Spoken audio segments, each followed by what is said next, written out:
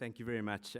Those are very, very kind words. I have to say, just at the beginning of this presentation, if you look at this picture up over here, you can see me kind of almost cut and pasted into this picture with a lot of wise heads. So I always have to laugh a little bit at the title that this has been given, the Expert Advisory Panel, or the Expert Panel.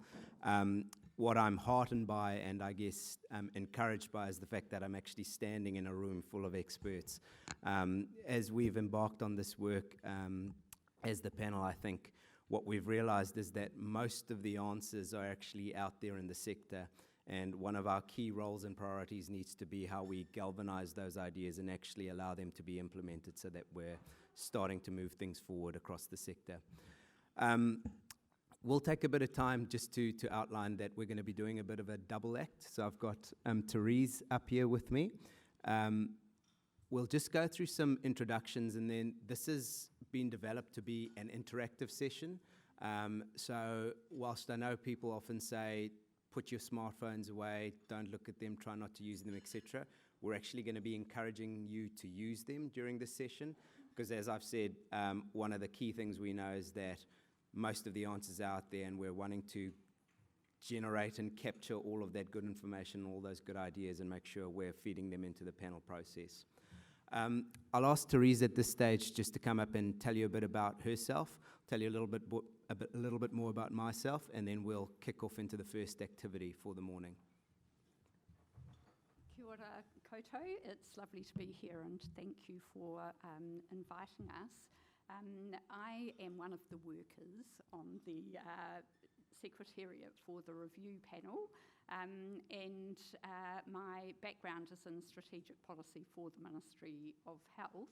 At the moment, we're working in a separate office, so we feel quite sort of away from the Ministry, but are very grateful that many people, both in the Ministry and many other organisations, are giving us a lot of the data and information that we need to provide evidence and information for Lloyd and the rest of the panel to be considering. The review's very much informed both by what we know from evidence and information and what we hear from all of you and others across New Zealand. So thank you. So you've heard a little bit about me, I guess, just to debunk some myths. So one of the things, or two things I should say, people often think at this stage when I'm up on a podium or something like this, asking themselves two main questions. One, where is that accent from? I'll keep you guys guessing around that for a few more minutes. And the second thing, although I must admit this has changed with the introduction of 2-year-old twins into my life, but usually people are also by this stage sort of thinking, who let this guy out of high school, or, you know, who let this guy out of university? We do have some information to share around the review and its process. So rough outline is going to be, as I've said, we're keen to interact and engage with you. So there's a bit of an activity we'll kick off with next. We then have some slides to get through around the review and its process.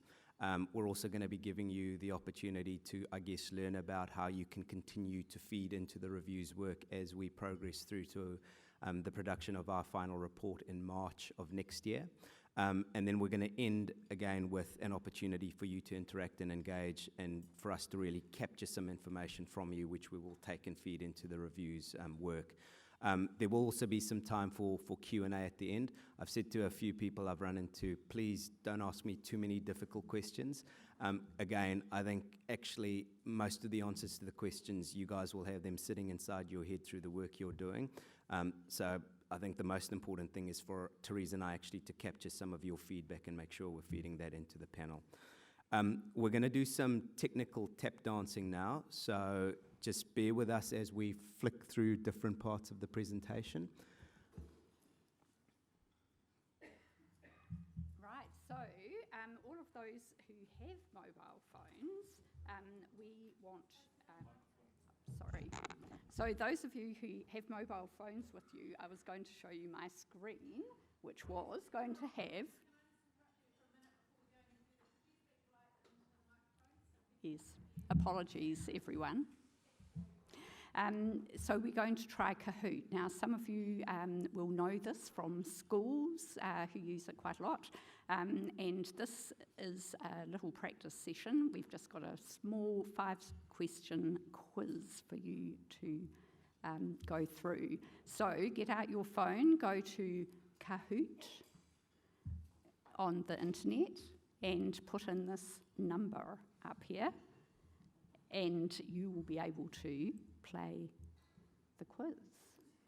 So far, we have one player who's actually managed to log in.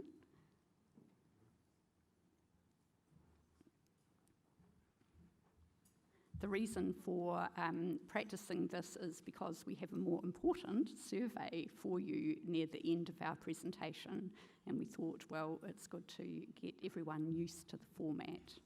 So the quiz is fairly light and we'll go through quite quickly. The survey is probably more important content-wise. Wow, we're getting a great number of people signed up now, and we'll just give it a little bit more and then we might start playing.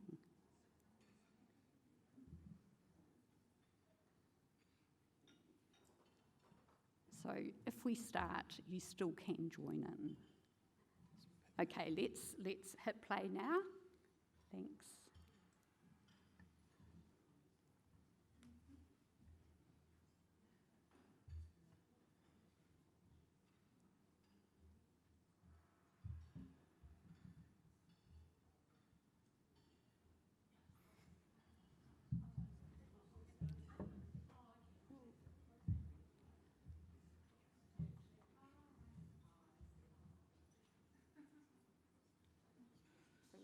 Everyone's answers are in, then it will... Whoa! I'm not the chair of the review.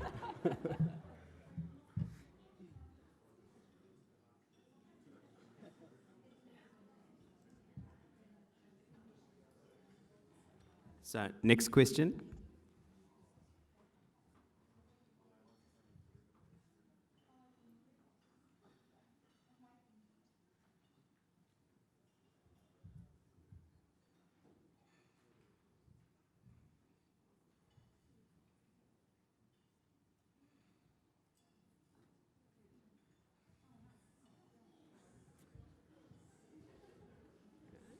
That is the correct answer. Most of you got that one right. So you'll see there's actually a little countdown timer. We are applying a bit of time pressure. So, ready? Here comes the next question.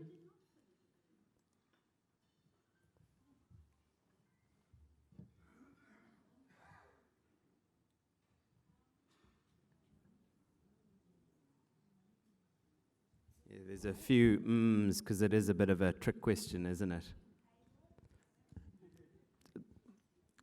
Trick question.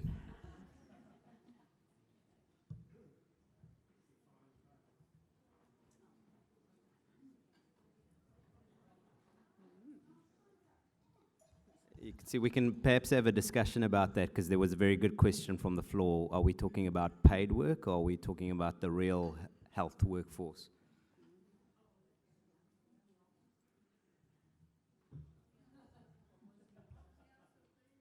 Yeah, the answer was the paid work, which was 300,000. 300, yeah.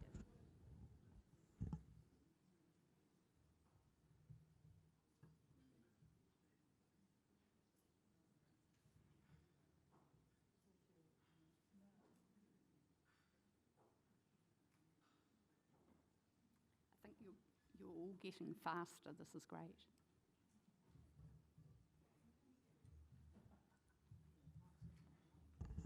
Everyone agreed, so that I think the majority in the room does have it.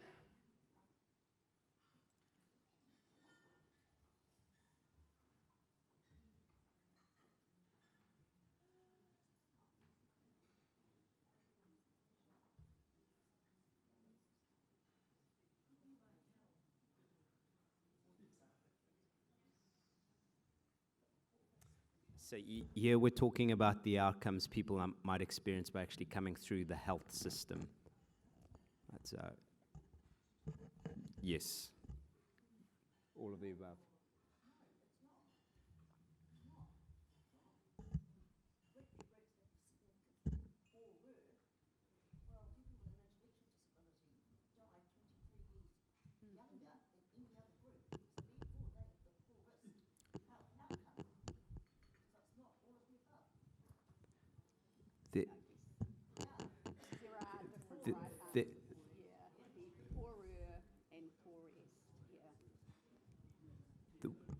That is a really good point. Thank you.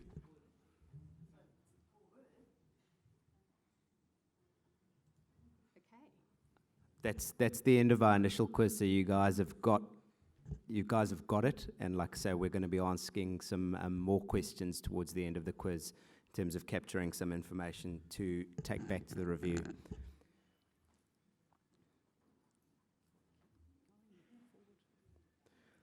Okay, so this is the part of the presentation where we are going to be giving a bit of information. I think many people in the room have obviously read about the review's terms of reference. The review was set up, and I know you heard from the Minister this morning. I think some key points I want to make just around the why about the review. We are seeing this as a once-in-a-generation opportunity to really try and reset the direction of travel for our health and disability system. There have been other reviews. I'll refer to them a little bit more in later parts of the presentation. I think one of the key factors making this review different from previous reviews, so I'm referring to the Horn Review and the Suckling Review in 2010 and 2015, is that there is a very significant focus on equity and equity of outcomes across groups that have traditionally had poorer and very poor outcomes through treatment and interaction from our health and disability system. So I guess the primary lens this review panel is coming at in terms of reviewing the work that the health and disability system does is how do we ensure we move to a state where outcomes are more equitable. And you'll see all of that coming out in the material that the review panel will be putting out in the months ahead. So there are a number of bullets up here. I won't go through them. You could all see them up on the slide. I guess I just want to re-emphasize the point that this is about equitable outcomes. A lot of the feedback we have heard to date from the sector, and this is kind of a general consensus across the sector, is that people are keen to see us move to ensure that the system is fairer for everyone. So I think there is acknowledgement that although New Zealand does have a good health system, we are not necessarily delivering the best outcomes for people at the margins. And there are a number of different groups that fit into those people that are currently receiving services at the margins. We had the pleasure of meeting with your NGO Council a few weeks ago, and I can say that there were a number of key messages that did come out of that meeting. It was a very robust discussion, and it's great to have that level of challenge and passion coming from the room. It is very safe to say that our current health and disability system is complex. And one of the key issues we have is that we have the patient, the consumer, or the service user needing to navigate that complexity. So that was a message your NGO Council gave to us very loudly and very clearly, and it is certainly consistent with other feedback we're getting from the rest of the sector. The sector has kind of evolved to be in the state that it's in. I think one of the key issues we're needing to address is that we need to be more deliberate in terms of our design of services for people. Obviously, there is a whole lot of legacy and infrastructure and history that is sitting there.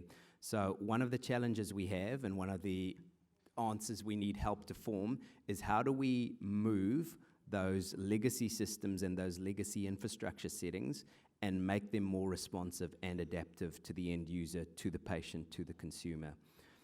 So that is a question I asked the NGO Council when we met. There were some really good ideas as to how we can start to shift the dial, but again, when you get the opportunity to respond to the next survey, be very keen and interested to hear feedback from the room and the collective wisdom coming from the room. The other point to note is that this starts to touch on the point that health doesn't operate in isolation. The health and disability system doesn't operate in isolation. We're obviously part of a broader system and a broader society, and as you've identified, a lot of those factors actually have quite a big influence on people's health and wellness that actually sit outside of health. And that's the story this next slide tells. We are just part of the whole system. We're a small chunk of the pie that actually has a really big impact on the health and wellness of individuals. And that's really highlighted in this slide over here. Again, a message that came from the NGO Council very clearly is that by the time we're dealing with the 20%, so you can see the 20% at the bottom of the diagrammatic representation over there, it is often too late. I think it was framed really well that by the time we're into that 20%, we really are, the proverbial ambulance at the bottom of the cliff. So a challenge for us in health is how do we move upstream? The health and disability system can't fix all of those other problems, but we do have a very strong and important influencing role. So again, very interested in the collective wisdom within the room as to how we get better at influencing some of those upstream factors. How do we actually make a difference to the 80%? Yes, we need to ensure that by the time we get into that 20%, by the time people enter the health and disability system, we are giving them the best possible care, the fairest care to enable equitable outcomes, but we stand to gain more by actually having a better influence on the 80%. I think that was a very strong and very clear message that came from the NGO Council, and I'm sure it resonates with most of the people in this room as well. I'm going to hand back to Therese for a few more slides, and then I'll jump back in towards the end. I'll try and do better with the mic this time. So the review, very fortunately, since this is such a huge system and so much is important, very fortunately the review doesn't start from scratch. There's been lots of previous reviews, lots of other consultations, lots of collaborative working together.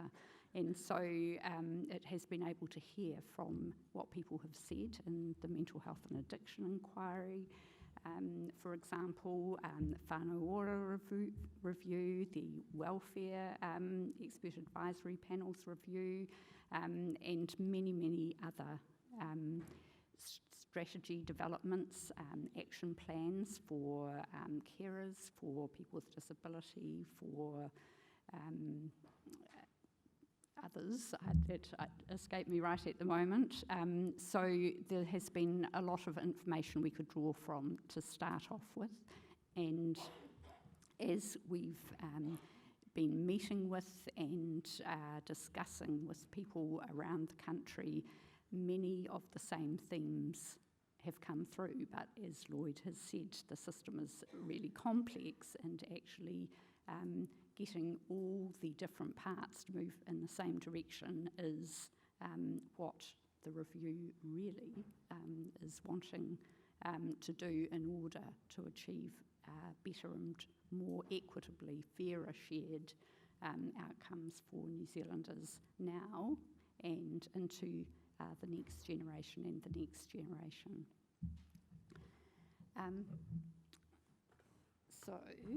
Thank you. So just letting you know about the timetable of the review. I'm sure many of you have, in fact, how about a show of hands, who has been involved in putting together a submission to the review so far? Yep, that's a really good smattering, and that reflects the fact that, in fact, by far the most formal submissions we've received have come from NGOs or from people who are working or volunteering in the NGO sector. About 3/4 of our online submissions that come with, demographic data so we can find out these things actually are from people from the NGO sector. So thank you so much for all of your involvement. And we also see that many of the submissions, we haven't read or looked at all of them yet because they have just been coming in till very recently.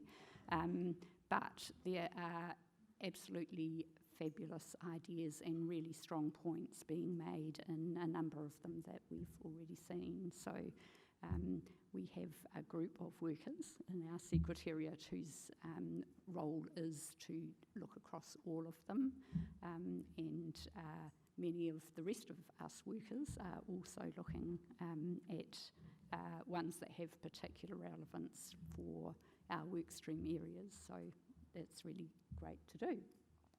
I should say that there will be opportunities in the next phase of the review for people to put in further thoughts, and also we welcome at any stage communications with anyone who has something they really want to say. You can just go to the System Review website, and there is an email address that you can send messages through, and there's no particular cut-off date.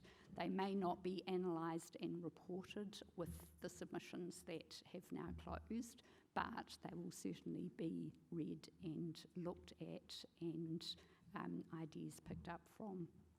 So I do encourage that.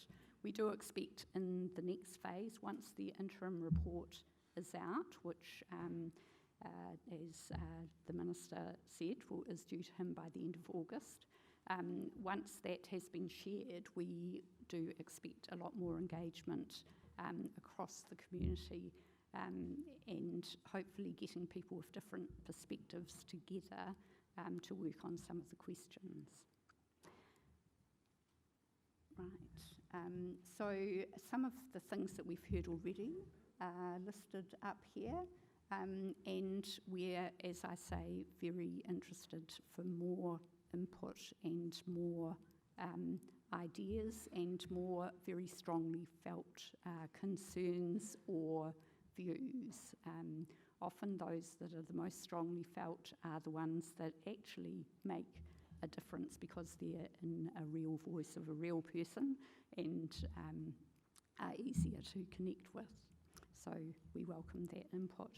And here's another way that we can get input from you, because we're going to go to our survey now. So you will see, as the questions come up, that for many of them there isn't a right answer, that all of the answers are right depending on the perspective, but we're really interested in what you as a whole forum gathered here together, what sort of concentration or not concentration of answers there is. So we're going to be... I'm going to go off script here for a second, yep. Therese, sorry. Just before we do the next part in the quiz, just want to put some challenges out to the room. I guess, as Therese has outlined, one of the key things for this review is we are thinking about future state. So whilst we absolutely acknowledge and recognise that there are problems here and now that need to be fixed, and yes, we will pay attention to those, a key question and a key consideration again for this room is, how do we ensure that in 10 to 15 years' time, the system is a system that learns, adapts, and overcomes the future state challenges that we might not even be considering here and now. So we don't want to be setting things up that, 5, 6 years down the track then need to be reworked because we're back to square one and not meeting the needs of marginalised communities, marginalised individuals and populations. So if you can just keep that lens in your head as you're answering some of the questions we posed, how do we ensure that the system is able to learn and adapt in a much more beneficial and meaningful way than we currently do? I guess the second thing is, yes, and we've already had one example of some challenge around prioritisation. Increasingly, we are seeing new technologies, new treatment modalities, new options for things to be done to people become available. Given where we're at as a society, something we're going to need to become much better at is how we make deliberate decisions around where we actually make those investments. So as Therese has alluded to, there is, in some of these questions we're going to be posing more than one correct answer, but it is a question as to how we as a society, through our institutions, then make decisions about where we are actually going to invest. And so something that is up for debate and discussion is what are the areas where we are going to have the most impact that shifts the dial on equitable outcomes. So 2 lenses, please: prioritization and also a long-term view as we jump into this next zone. Yep, happy to take a question. The New Zealand health system is predicated on equity, which is your 20%. Are you mandated to cover well-being for the other 80% to prevent the 20%? Absolutely. So I guess the scope includes prevention and a shift in focus to wellness.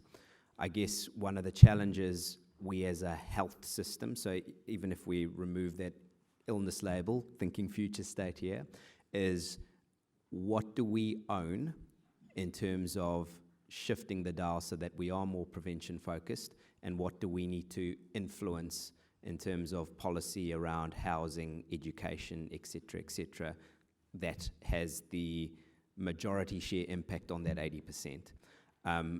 But you know, the nomenclature itself is problematic, as you've outlined, right? So we are, even that name, Health and Disability System, we're not a health and wellness or health and ability system. So don't have the answer here and now, but there is absolutely an opportunity for us to, as a sector, say that prevention and wellness should be where the focus is. Now here are some actions and steps we need to take to actually shift the dial so that the system is focused on delivering prevention and wellness. I would add early intervention. Spot on. Rather than prevention necessarily, but it's being able to intervene, provide services where people are at much, much, much earlier, so they won't get to 20%. Fair comment. And my other question is about the makeup of the panel. Does it reflect the equity that you're charged to improve? So, certainly a round of applause from this side of the room over here. So without getting into the detail, I guess, around how the panel was selected and chosen, I guess there was always a view that this was not necessarily going to be, well, couldn't be an entirely representative group of all of New Zealand. The way we have gone about doing the work is to have a focus on equity, and that comes through the engagement we've had. You know, so we've engaged with a number of groups in this room, the NGO Council itself. There is an ability, I guess, to influence and inform how we move forward post-interim report if there is a consideration or feeling that the equity focus isn't as sharp as it needs to be from the panel. So it's not an entirely representative group. There is acknowledgement, and I guess the engagement approach we're taking is to ensure that equity is represented through the recommendations the panel will have. I just, when you talk about equity and disability, you've got to talk about, you've got to acknowledge that we have a dual system, Ministry of Health and ACC. I understand that ACC isn't in the terms of reference, but is there an opportunity, from what you've been saying, that the whole ACC Ministry of Health divide and somehow getting one equitable system is a possibility further down the track in this the next round?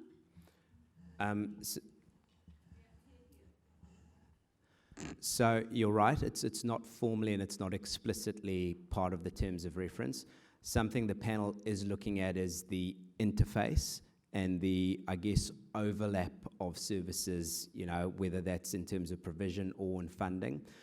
So whilst it's not explicit, it certainly is within the purview for the panel to look at. And as you've outlined, I guess there is an opportunity to identify what works well, you know, in terms of an ACC system, and how do we actually leverage and learn from that to ensure that those outcomes that the health component of the system is generating are more equitable.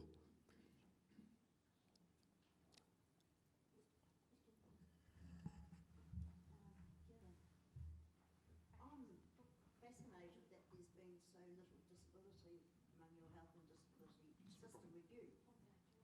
Oh. Kia ora, I didn't think I was so quiet, but here we go again. Kia ora. I am staggered at how little disability there is in your health and disability system review. I love the fact that 24% of your population, New Zealand's population, and yet you appear to struggle to find someone, and yet I know many highly qualified, articulate, disabled people with doctorates who could competently carry out the work you're describing. Were they not invited? And by the way, that's only question A. And that's a yes or no answer. So I think Yes or no? by virtue of the panel makeup, you can see that this is the panel. 24% of the population, health and disability. Yes or no? By virtue of the makeup of the panel, this is the panel we have. Yeah, bunch of bullshit. I'm sorry, disability was forgotten about in the New Zealand suicide strategy. Disability wasn't included unless we are part of the people who are there. We are not part of the solution.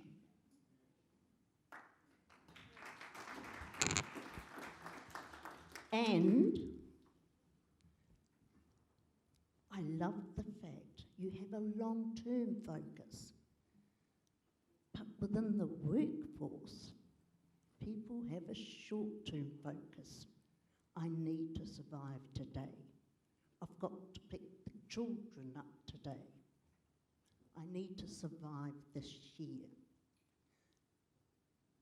One of the things that happens all the time is daily survival. And so again and again and again, if somebody rings in, it's crisis, resolution, move on. And then staff move on.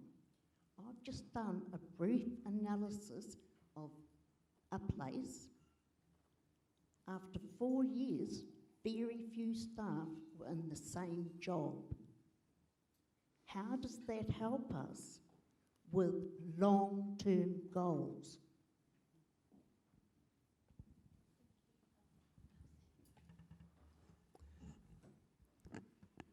Those are all very good questions. I think as I sort of flagged at the beginning, I don't have the answers to some of those questions. I guess one of the things I do want to just put back out there in terms of representation and input is there's been a very deliberate focus on ensuring that those groups that haven't necessarily had input in the past do have the opportunity to input. That's one of the reasons we're here today. It's one of the reasons we met with the NGO Council. It's one of the reasons we have taken very seriously the submission that came in, which is a brilliant submission. That tension that you described between making sure we're able to address the here and now and still build a sustainable long-term system is a very real tension. I'm a father of a son that has high needs, so I live and experience that on a daily basis. And as you outlined, it's not easy, and I guess our system at the moment is designed to deal with crisis adequately, but then forgets about what we need to do to help people move beyond living from crisis to crisis. I can't give you the answers to all of your questions. What I am here to do, and what we are here to do, is to listen to you and to ensure that as we put a set of recommendations out, there's the possibility that some of those issues will be addressed. I guess it's also very important to acknowledge that whatever does happen is not going to be 100% correct, which is why that point around ensuring we have a system that is able to learn and adapt, and probably really importantly acknowledge when things aren't working and then try to address those things, needs to be designed and really baked into the system so that we don't forget and we don't end up in a place where, as you've outlined, 24% of the population is just not thought about in terms of the strategies we develop. That's not good enough. I accept that's not good enough.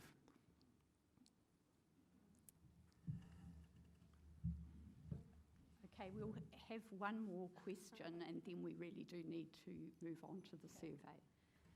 Kia ora koutou.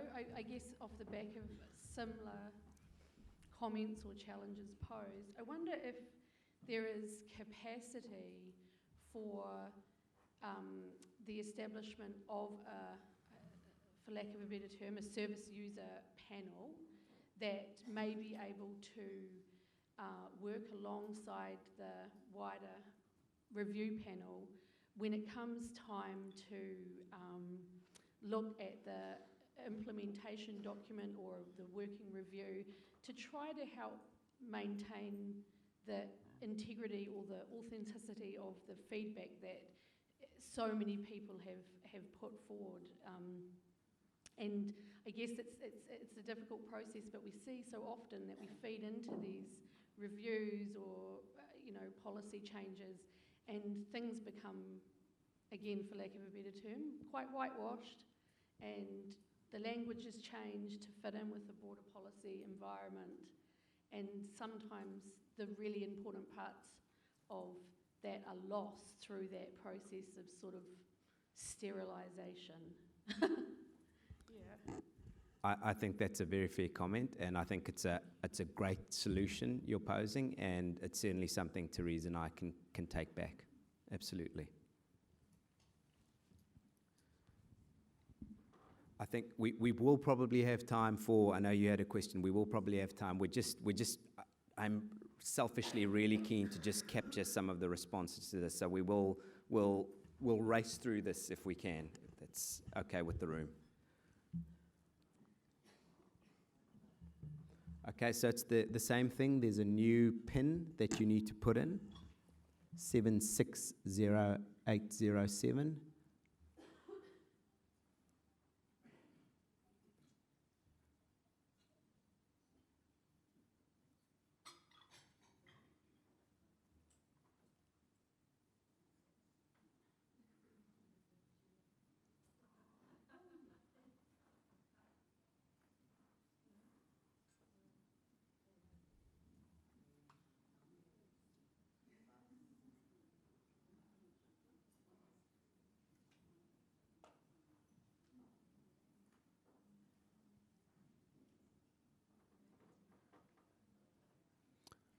Okay, so we will get started. 10 questions to get through.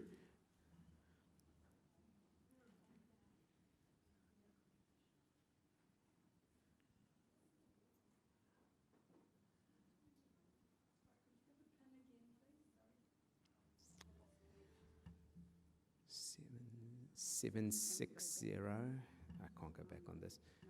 Can we? 760807.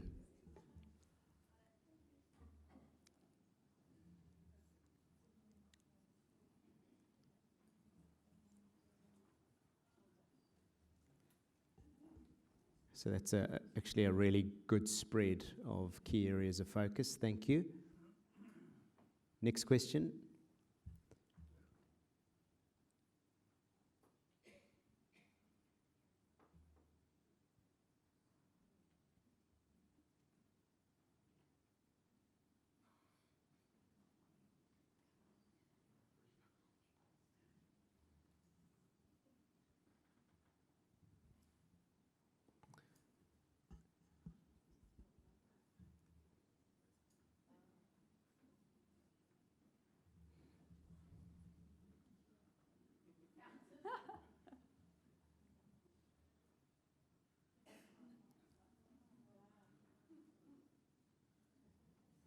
Thank you.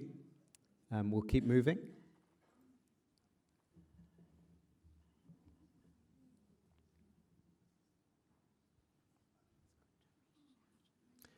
Who needs to increase influence in the system the most?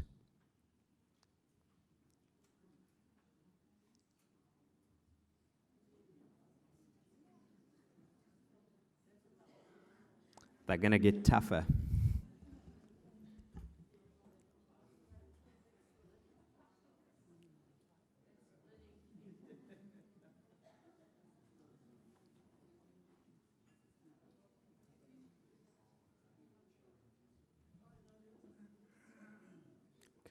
I'll give you another 5 seconds on that one.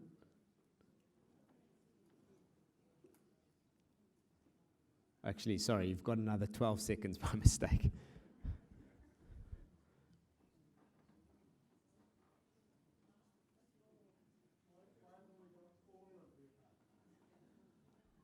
We're wanting you to try to make a choice.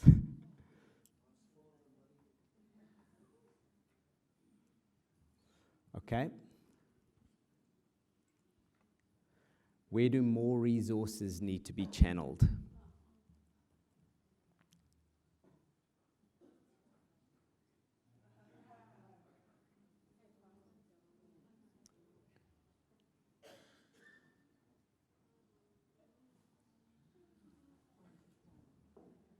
So yes, again, know that all of those would be very worthy areas to channel more resources if you had to pick one.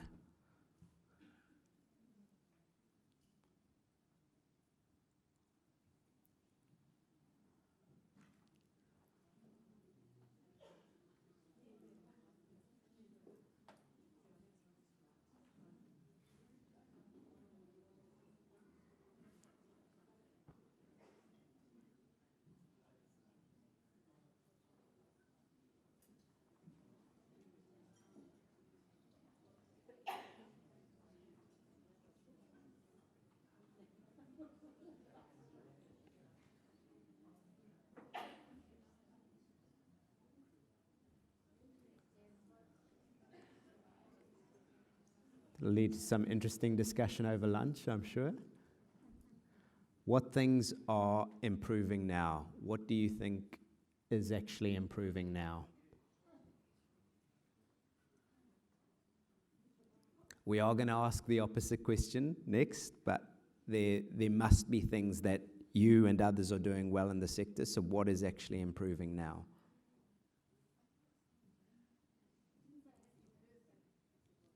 What's improving? Yes.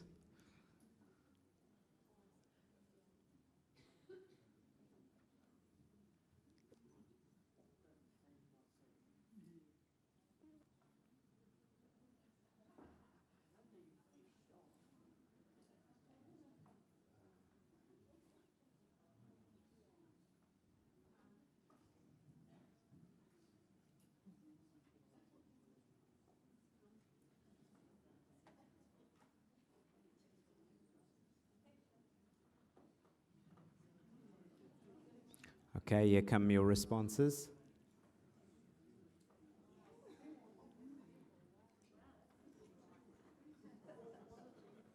I'd say that's pretty positive, actually. Okay. What's getting worse?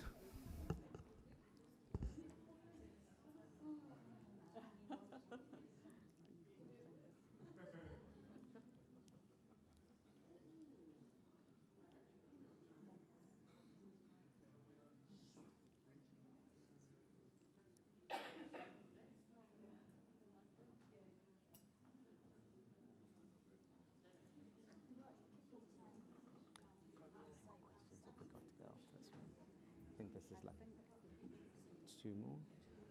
Okay. I wonder if I can just skip.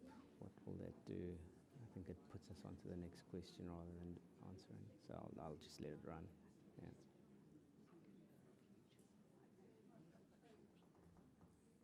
All good.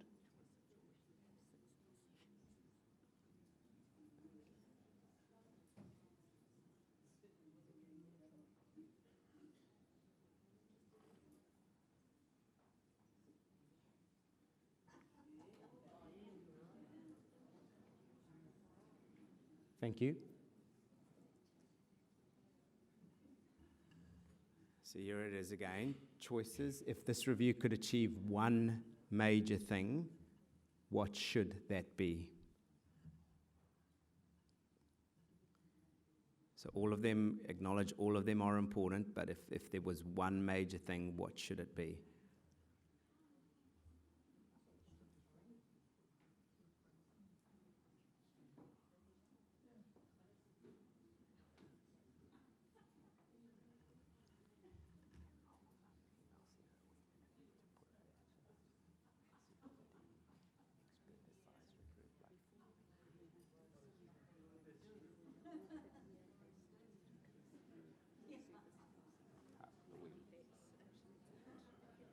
Yeah, we definitely going to need to do something. Otherwise the fidelity of our process is completely undermined.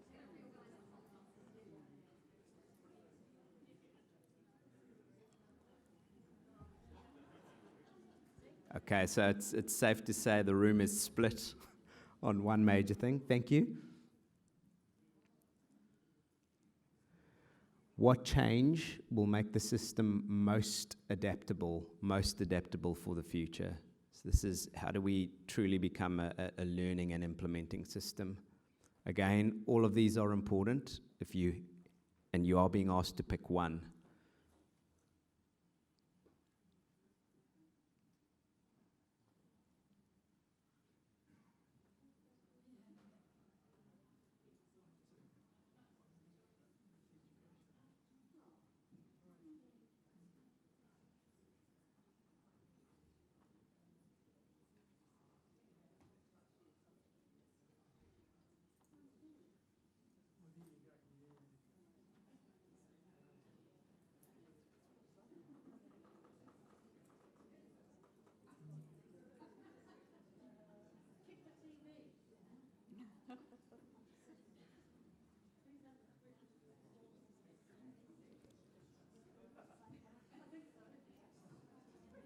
Okay, your responses?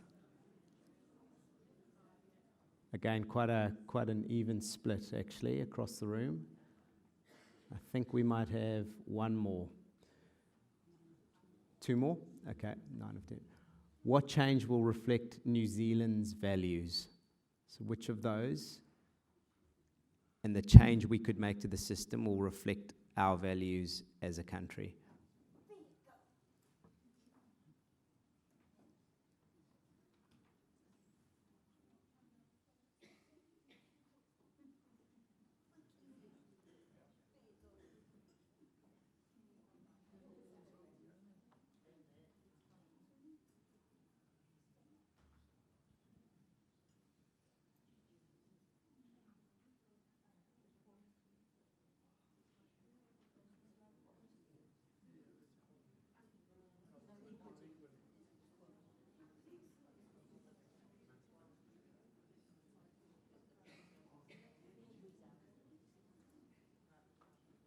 So Therese and I have taken many learning points from today, but one learning point is we're going to give you a shorter period of time next time we do engage. Thank you, okay, so that's excellent. And last but certainly not least, so if we are thinking about future state, what change will make the most difference for future generations?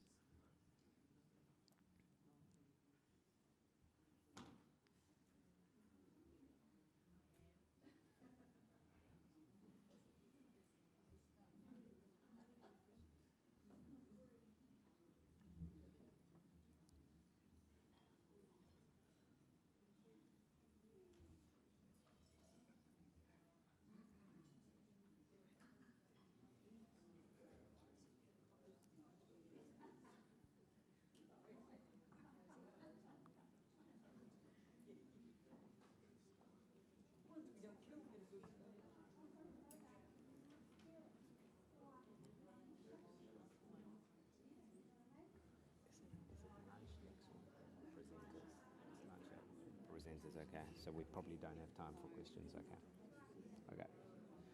Okay, your responses?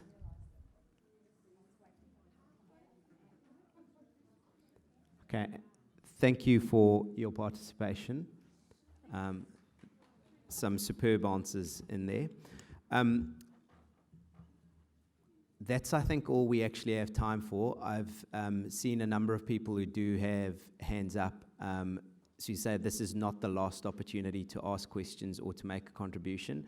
I've seen quite a few folks also shake their heads in disappointment in the room.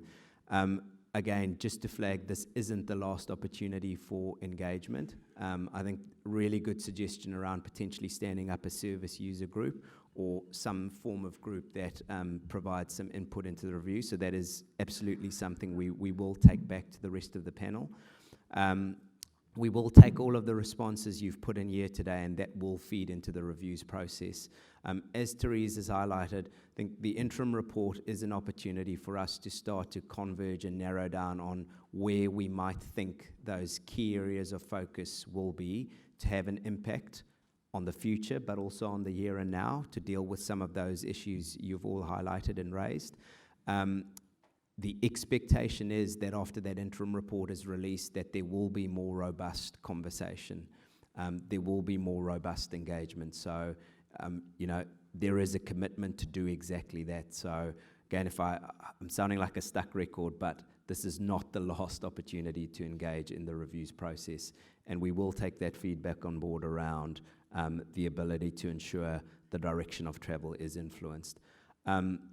I'm very comfortable with challenging conversations and debate. So thank you to those that have posed some really difficult and some really tough questions today. I'm sorry if the answers aren't necessarily that apparent at the moment. I guess one of the things I always take away from conversations and meetings like this is that the answer is somewhere in the room. That gives me great hope. And when I hear the passion and the commitment that comes through in a lot of the questions that have been asked, that absolutely reassures me that even though the journey might be difficult and incredibly tough, we are going to shift the dial and we are going to make a difference through this process, but probably more importantly also through the work you all do every day with the people you interact and engage with. So thank you very much for giving us the opportunity to come and engage and talk. Thank you for your patience and for giving us some tough questions and also some answers. And we look forward to continuing that engagement as we move forward.